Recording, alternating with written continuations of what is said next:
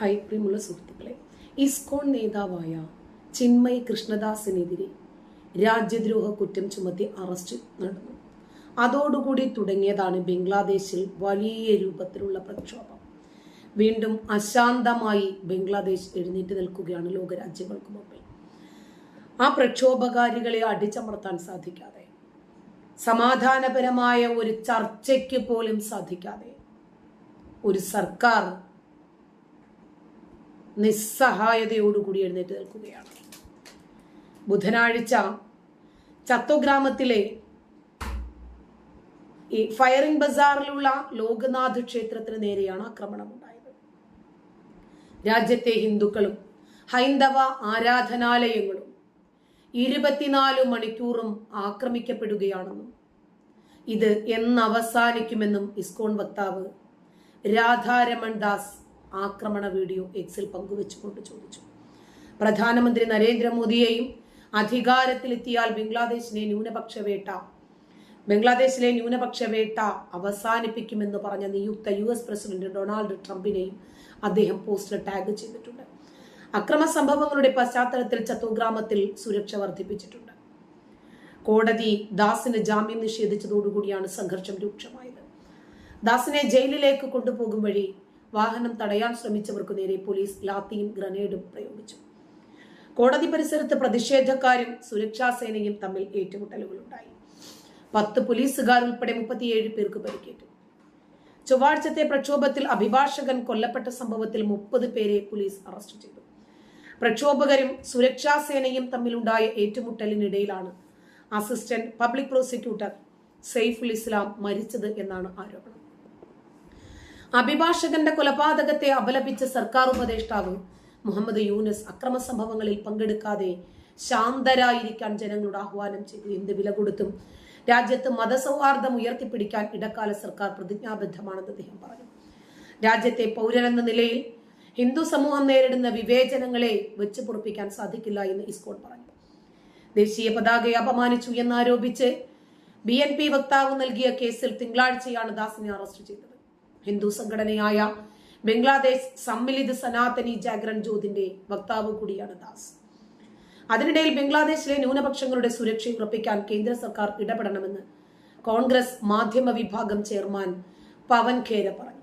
പ്രശ്നത്തിൽ ഐക്യരാഷ്ട്രസഭ ഇടപെടണമെന്ന് കേന്ദ്രമന്ത്രി ഗിരിരാജ് സിംഗ് ആവശ്യപ്പെട്ടു. ISKCON international society for Krishna consciousness എന്ന മതമൗലികവാദ സംഘടനയാണ് എന്നാണ് ബംഗ്ലാദേശിലെ ഇടക്കാല സർക്കാർ കോടതിയിൽ ആരോപിക്കുന്നത്.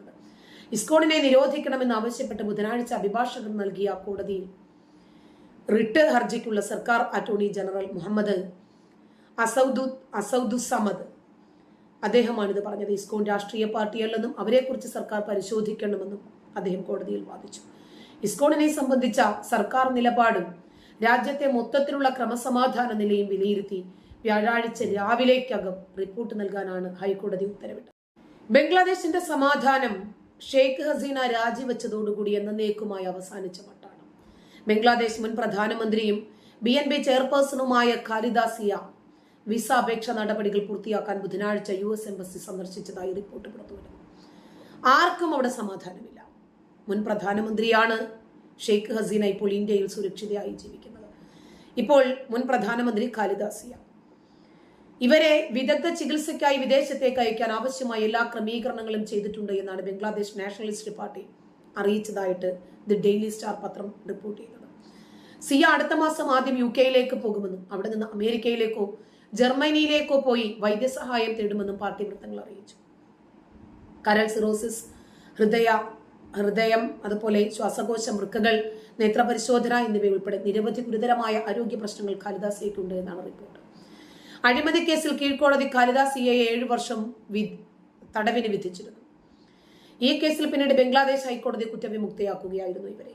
സിയ ചാരിറ്റബിൾ ട്രസ്റ്റ് അഴിമതി കേസിൽ 2018 ധാക്ക കോടതിയിൽ സിയയെ ശിക്ഷിച്ചിരുന്നു. ജസ്റ്റിസുമാരായ AKM അസദുസ്സമാൻ, സയ്യിദ് എനായത്ത് ഹുസൈൻ എന്നിവരടങ്ങിയ ബെഞ്ച് സിയയുടെ അപ്പീലിന്റെ അടിസ്ഥാനത്തിൽ തീരുമാനം റദ്ദാക്കുകയായിരുന്നു.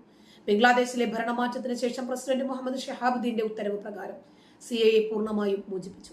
1991 മാർച്ച് മുതൽ 96 മാർച്ച് വരെയും 2001 ജൂൺ മുതൽ 2006 ഒക്ടോബർ വരെയും സിയ ബംഗ്ലാദേശിലെ പ്രധാനമന്ത്രിയായി സേവനമനുഷ്ഠിച്ചിട്ടുണ്ട്. ബംഗ്ലാദേശിലെ ഹൈന്ദവ ആത്മീയ നേതാവാണ് ചിന്മയ് കൃഷ്ണദാസ്. ഇദ്ദേഹത്തെ അറസ്റ്റ് ചെയ്യുമ്പോൾ സ്വാഭാവികമായും അണികൾ ഇളകും. അങ്ങനെയാണ് അവർ പ്രതിഷേധക്കുറിപ്പുമായി എത്തുന്നത്. ഇപ്പോൾ അതിനെ ശക്തമായ രൂപത്തിൽ അപലപിക്കുകയും ചിന്മയ് കൃഷ്ണദാസിന് ഐക്യദാർഢ്യം പ്രഖ്യാപിക്കുകയും ചെയ്യുകയാണ് ബംഗ്ലാദേശ് എഴുത്തുകാരിയായ തസ്ലിമ നസ്രിൻ. സമാധാനകാംക്ഷിയായിരുന്നു ചിന്മയ് കൃഷ്ണദാസ്. അദ്ദേഹത്തിന്റെ അറസ്റ്റ് അന്യായമാണെന്നും തസ്ലിമ സോഷ്യൽ മീഡിയയിലൂടെ പറയുന്നു.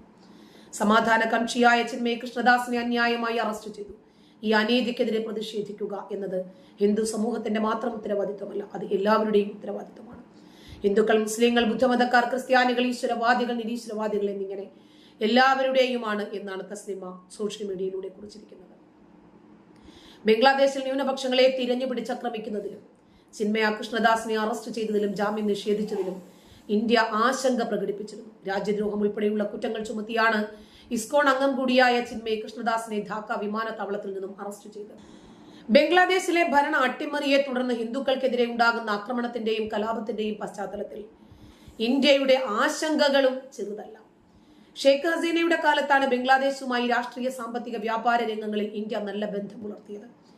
കയറ്റുമതി, ഇറക്കുമതി, പ്രതിരോധം, ഭീകരവിരുദ്ധ പോരാട്ടം തുടങ്ങിയവയിലെല്ലാം ഇന്ത്യ ബംഗ്ലാദേശ് യോജിപ്പിന്റെ സുവർണ കാലഘട്ടമായിരുന്നു ഷെയ്ഖ് ഹസീനയുടെ കാലഘട്ടം. ഹസീന അധികാരത്തിലെത്തുമ്പോൾ ഇന്ത്യക്ക് അനുകൂലമായിരുന്നു, ഖാലിദ് സിയ എത്തുമ്പോൾ മറിച്ചുമായിരുന്നു.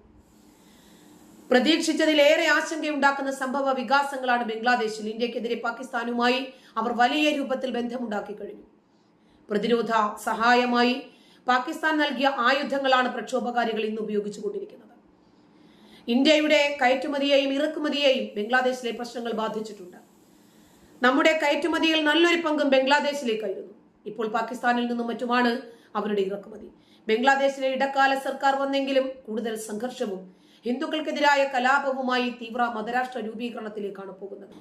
ഇന്ത്യയുടെ പിന്തുണയോടെ സ്വാതന്ത്ര്യം കിട്ടിയ ബംഗ്ലാദേശിൽ ഇപ്പോൾ ഇന്ത്യ വിരുദ്ധ നിലപാടാണ്. വിദ്യാർത്ഥി പ്രക്ഷോഭത്തിൽ പുറത്തായ ഷെയ്ഖ് ഹസീനയ്ക്ക് ഇന്ത്യ അഭയം നൽകുകയും അവരെ തിരിച്ചയക്കണമെന്ന ആവശ്യം തള്ളുകയും ചെയ്തതോടെ ഇന്ത്യ വിരുദ്ധ നീക്കങ്ങൾ ശക്തമാകുകയാണ്. ബംഗ്ലാദേശ് മതേതര രാജ്യമാണ് എന്നാണ് പറയുന്നതെങ്കിലും മതം ഇസ്ലാമാണ് എന്നത് ഭരണഘടനയിൽ എഴുതി വെച്ചിട്ടുണ്ട്. അത് വെച്ചിട്ടാണ് ഹിന്ദുക്കളെ ആക്രമിക്കുന്നത്. 2 ദിവസത്തിനിടയിൽ 4 പേർ കൊല്ലപ്പെട്ടു. ഹൈന്ദവ ആത്മീയ നേതാവ് ചിന്മയ കൃഷ്ണദാസിനെ അറസ്റ്റ് ചെയ്ത് തടവിലാക്കി. ഇതെല്ലാം ഇന്ത്യയെ പ്രകോപിപ്പിക്കുന്നതിന് വേണ്ടി തന്നെയാണെന്നുമാണ് വിലയിരുത്തലുകൾ ഉണ്ടാകുന്നത്. നോബൽ ജേതാവായ മുഹമ്മദ് യൂനിസിന്റെ ഇടക്കാല സർക്കാർ വന്നിട്ടും സ്ഥിതി മാറിയില്ല.